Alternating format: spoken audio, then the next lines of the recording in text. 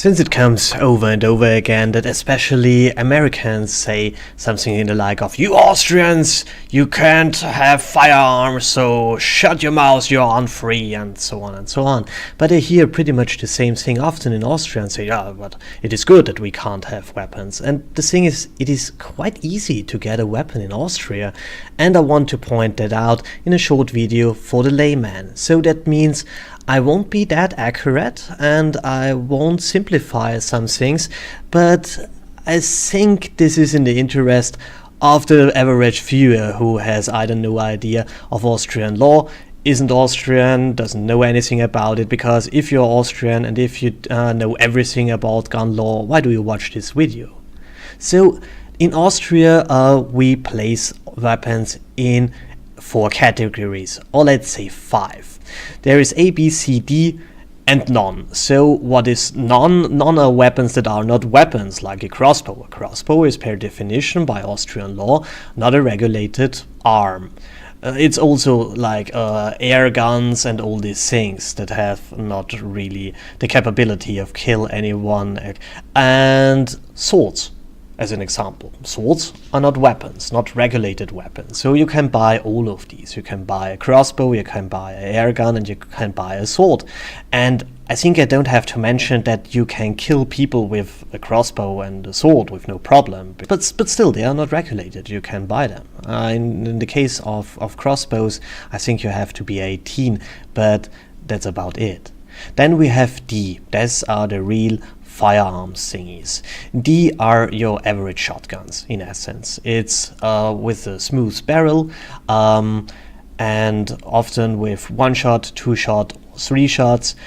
Yeah, it's your average shotgun, hunting rifle, and it's category D, it's the lowest category. Then we have category C. This is your average repeating rifle, it's your average hunting rifle, it has a rifled bore, and yeah, your average hunting rifle. Then we come to category B. Category B are pistols and semi-automatic rifles. And then we have category A. A are full automatic rifles and everything else from, yeah, everything else that might kill people. Oddly enough, this includes things like pump guns. There is lore around that, why pump guns are outlawed pretty much. There are different ideas, different legends around that. One say it has something to do with the gang wars in prostitution that seems to have happened somewhere in the 80s, and yeah, it's quite silly because in Germany they fall under the equivalent of category D, and they are good for home defense in essence and not very good for assaulting anyone, but whatever, yeah, they are treated as category A because of silly political reasons. So if you want to get one of those, let's start with A. If you want to have an automatic rifle, it's not really a problem. You have to go to the police and say, I have the need for an automatic rifle. And the policeman will say, okay, here is the form, fill it out, and then you're stuck with the question reason. And you have to point in a reason. And if you give them a good reason, you can have an automatic rifle. You can have a tank. If you give them a reason. And from practical points of view, you won't find one. But per definition and by the legal system, if you have a good reason, you can have them. For category B, you need the Waffenbesitzkarte, a document that allows you to have a weapon. And we come to that later, how to get that. If we talk about non-weapons, as I said before, you can buy them however you want. They are not regulated. And in case of C and D, you just go to your arms dealer and buy it. You go over there, you have to identify yourself. You have to give them something like your driver's license. He takes this as an official document and sells you a gun. And you can get it after a so-called cooling down period of 3 days. So if you say, oh, I hate my boss because he said a nasty thing today, so I go into the firearms, I go to the firearms dealer and get a shotgun and shoot my boss. this is the idea that you have 3 days of calming down, say, okay, I think I don't want to do that because I was drunk then, and so on. So you have to wait these 3 days. But as far as I know, this is something that is absolutely known in America, and in America they do this in the same way. I think in Florida you have to wait 20 days or something like that. What they do is they fill out a form that goes to the government, and you are registered. So they have they know what kind of weapon you bought when. And yeah, I know some of the Americans will say, "Oh, ha! That's it. You have to register it." Yeah, that's about it. But nobody cares for category C and D. There is not the police standing in front of your house and say, "Show me your gun," or something like that. They pretty much do not care. For category B is different. For category B, they come every 5 years and take a look how you deal with the gun, which means in essence, is it locked away? Or is it locked away is also a simplification, because if everyone in your house and everyone with access to your house has a Waffenbesitzkarte, there is no problem of when the weapon and the ammunition is laying around, because anyone within grasp of the weapon is trained and informed and able to use this weapon properly. So in this case, it's not problem. There is no problem if this stuff is lying around. But this is not the normal case. Often it is the case that one has a Waffenbesitzkarte and the other partner, often the wife, does not have one. So you have to take care that she can't get to the category B weapons. The funny thing is, she can go to the category C and D. So if you have weapons, if you have your hunting rifle and your pistol, you have to take care so that your wife, who has no Waffenbesitzkarte, has no chance of getting to the B and to the ammunition for B, because this is also restricted, but she can go to C, so she can use for home defense category C and D weapons, but not your B weapon. And the police is also quite interested in keeping weapons away from teenagers. So if you have again C and D weapons and a teenager in the house, you have to take care that the teenager don't get to those weapons. But I mean, it's for me it's common sense to lock weapons away. Or I mean, it takes 17 seconds from my bed to my gun, and it is locked behind 2 keys, and I can do that. So I don't see the reason of having the gun next to my bed or under my pillow. I mean, it takes 17 seconds if somebody tries to break in. However, so especially I think for the Austrians of interest how to get the Waffenbesitzkarte, well, it looks something like that, and you get it after you paid in essence some money and did some stuff. What is it? So what do you have to do to get this thing? First, you have to be a European. You don't have to be Austrian. You have to be a citizen of one of the EVR states. So you can do that as a German or as a Spanish or Italian. It's not a problem. You have to be age 21. And an additional thing is if you have a restriction on you because you were filed for manslaughter or something like this, you don't get a weapon. But this is the background check thingy. So then you have to have a reason. So you have to have it's the same thing with category A in essence. They say, okay, you need a tank. What is your reason? And to find a reason to have a tank, this is really, really hard. But the completely opposite is true for category B weapons. The reason is either sport or self-defense, in essence. And when you say self-defense, you get it. There is no reason. They do not say something like, but you live in a very safe neighborhood or something like that. If you say self-defense, this is a reason, and it is a good reason, and it is enough. It is not enough in Germany, but in Austria, self-defense is a reason to own a weapon. And because self-defense is a reason, you are allowed to lock the weapon away while loaded. for example. You're not allowed to do that in Germany because self-defense is not a reason. In Germany, they all say, I use it for sport reasons, and if you use it for sporting reasons, there's no reason for a loaded weapon in your house. If the reason is self-defense, a loaded weapon in your house is not a problem. So then you have to do a psychic evaluation. Or you are a hunter. If you are a hunter and you have this hunting card, which is a completely different thing, you don't need that. What is this psycho-evaluation? Well, it's in essence an hour, a very costly hour, because this is the only thing that is really, really costly, where you talk to a psychologist and you make in essence 3 tests. It is a personal test, it is a reaction test, and something else. I can't remember.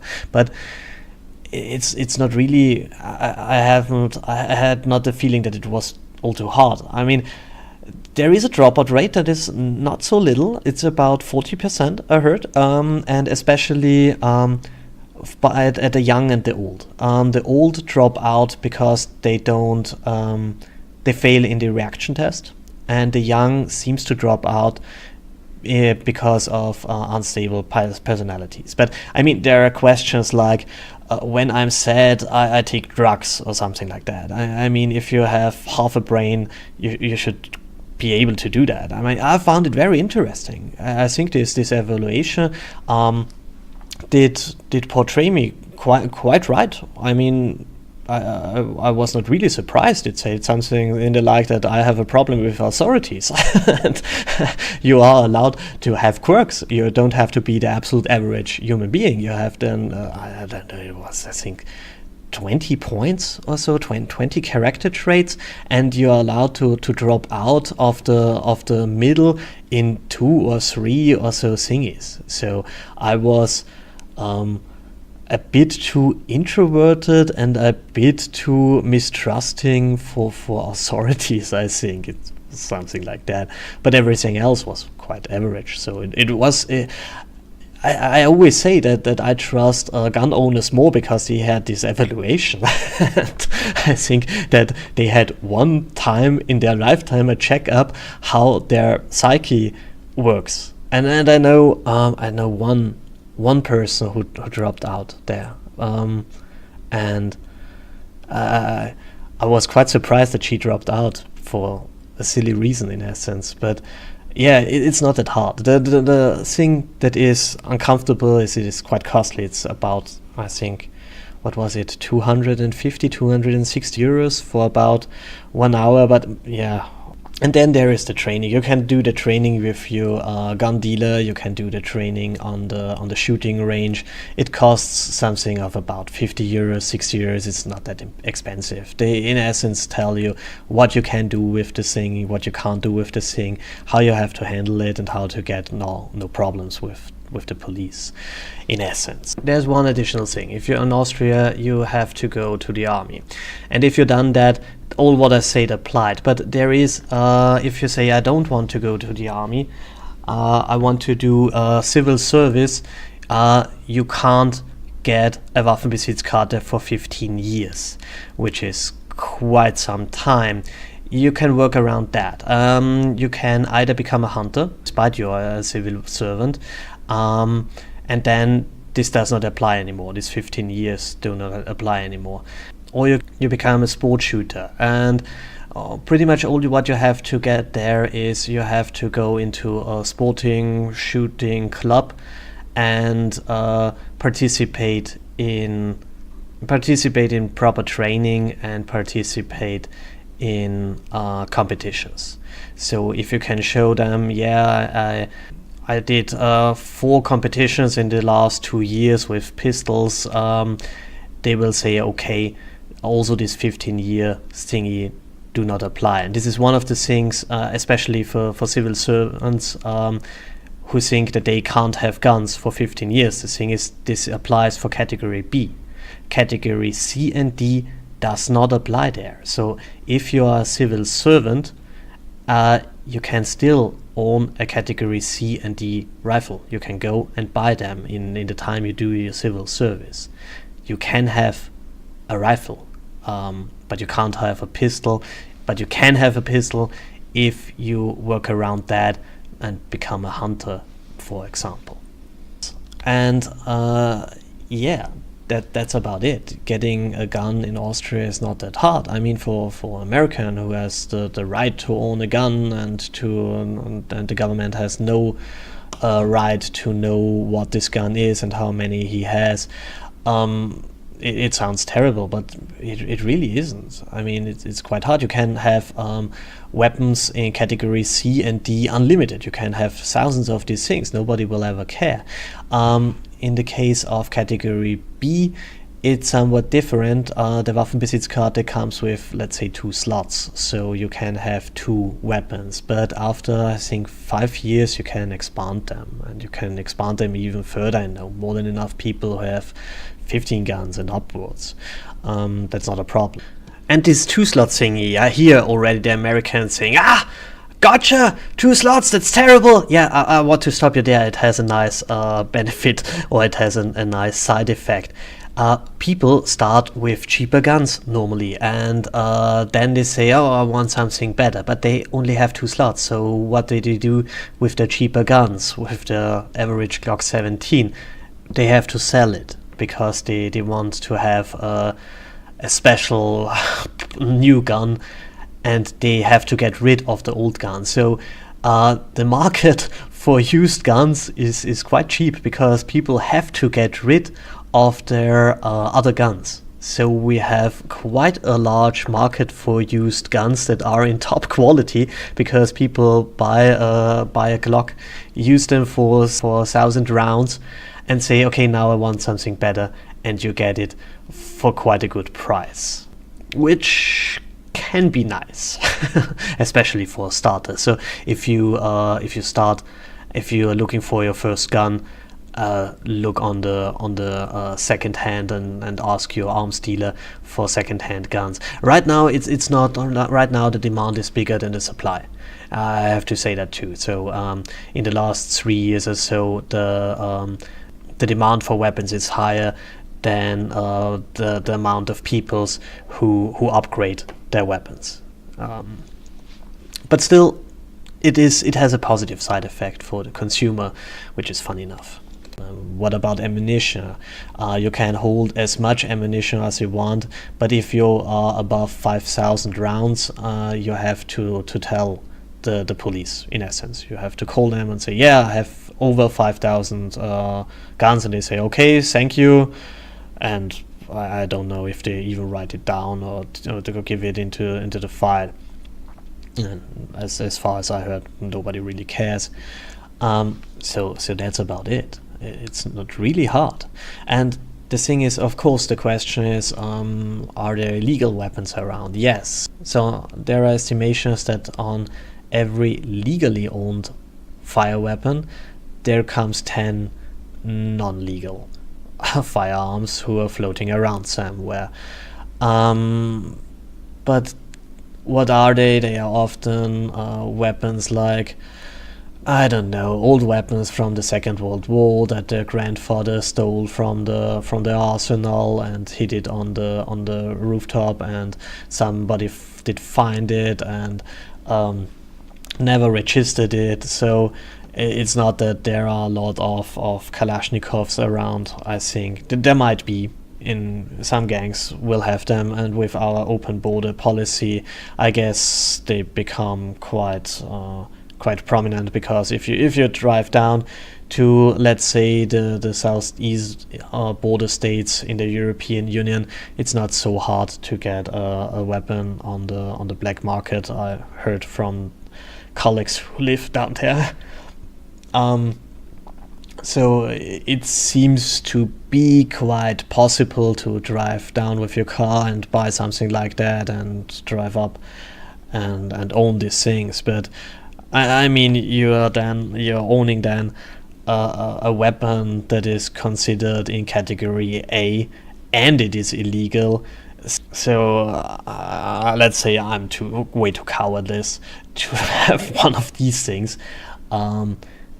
Because I think that the state is not all too forgiving if you use a weapon that they considered a military weapon and you own it illegally. So But for your average, let's say, home defense thingies and sport issues, it's a good system. I mean, after all, I think firing my rifle way more interesting than firing my pistol overall. I mean, and it's way more interesting to see if I hit if I hit the black on 300 meters than hitting a lot of bullets with my pistol. But that's just me. So yeah, that's about it. I think it deals a bit with the myth that we in Europe don't own guns. We own a lot of guns, and a lot of people own a lot of guns, especially in the suburbs and out of the metropolitan areas. In the city, it's somewhat different. But this is something that is normal in all the world, it seems. The city is always a bit more weapon-free, or let's say freer of legal weapons, but with a higher density of illegal weapons, which is kind of strange. But however, we also have quite a tradition. I said it in another video. This goes down to the Romans. The Romans outlawed weapons in cities, so we have a tradition regarding this. It leads to a strange situation that more or less all gun murder with illegal weapons happens in the city, but nobody in the city has legal weapons. Yeah, and about legal weapons, it's also a thing. Whenever there is crime, there is a statistic, but it is not shown all that openly, about when something happens with a gun. Is it legally owned or illegally owned? It's pretty much always a illegal weapon. So all the things, all the violence that happens with legal weapons is suicide. I think there were two cases per year where something really bad happens with a legally owned weapon, and it's mostly suicide. But there are gang issues, and they're becoming more prominent, especially in the cities. But these weapons are always illegal, pretty much always illegal. So again, but there's also the thing of information. A lot of Austrians don't know that. So when I often get asked, because I wear some of this everyday carry stuff, and one of these things is a knife, and I was asked, I think some months ago, of someone if I have a registration for my weapon. I say, what weapon? I say, you're wearing a knife. You're carrying a knife. I say, yeah, carrying a knife because I use it. I use it in my garden, and I use it in my job all day. There is a need for my knife. It is for practical reasons, and it is not exactly a combat knife. And I said, but I do not carry a weapon. Like, my gun is at home, and he has big eyes and say, well, you own a gun? How did you get a gun? And say, it's very easy to get a gun in Austria. And he didn't know. And he was not a 16 or something, he was way older. And most of the people are quite surprised how easy it is to get a gun in Austria, also Austrians, because there is a bit of misinformation there from the authorities. So, as I said, there is a procedure to get a tank, if you have a reason, and you can get that. You won't get it, but there is a modus operandi that would work. You can get it, and as I said before, it is quite easy to get a gun in Austria. And why I urge personally people to get a gun is because of statistics. When somebody, let's say the Don in some foreign country, says to his underlings, "Underling, go to a richer country and take stuff from them." So they will say something in the like from, "Yes, we will go to the Czech Republic and burgle them." Then the Don will say, "You fool! Don't go to the Czechs, they have guns, and don't go to the Poles, they have guns. Go to the Germans, they don't have guns." And I want to be one of the nations that this Don say, "Don't go there, they have a lot of guns." So when people would buy a gun, and I often say exactly that, I say, go to your gun store, buy the cheapest gun you can find, one of these Russian guns for 200 euros. Take the gun, make the registration goes into the statistics, and the statistics says, okay, Austria has so and so many guns.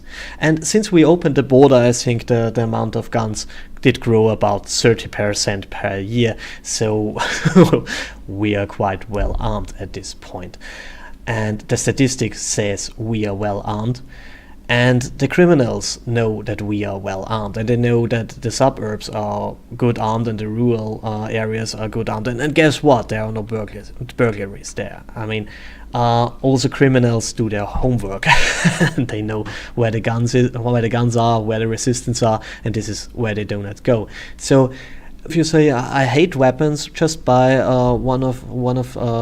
just buy a shotgun. Don't buy ammunition, so nothing can happen ever. Lock it away somewhere. If you have no intent to ever use it, you still have raised the statistics, and you still made Austria look more armed and more dangerous for criminals. So I don't say you have to have it so that you can shoot a burglar. I say that you have to have it to raise the statistics and to make pretty much the criminals go to Germany, because the Germans are not allowed to have guns for self-defense, and it is regulated very harshly, and they are still rich, so that means criminals will go to Germany because it is the easier target. And as an Austria, I say that's good. That's good. It's always good if you have a big buddy who is rich and points a big target on his chest. It's great because you don't get shot and he gets shot, and there are 10 times more Germans around. So it's a good deal. If if they kill half the Germans, I think they will change something in this legislation, and then we have to use our weapons free. But well, this was longer than I thought. As always, like, share, subscribe, and have a great day.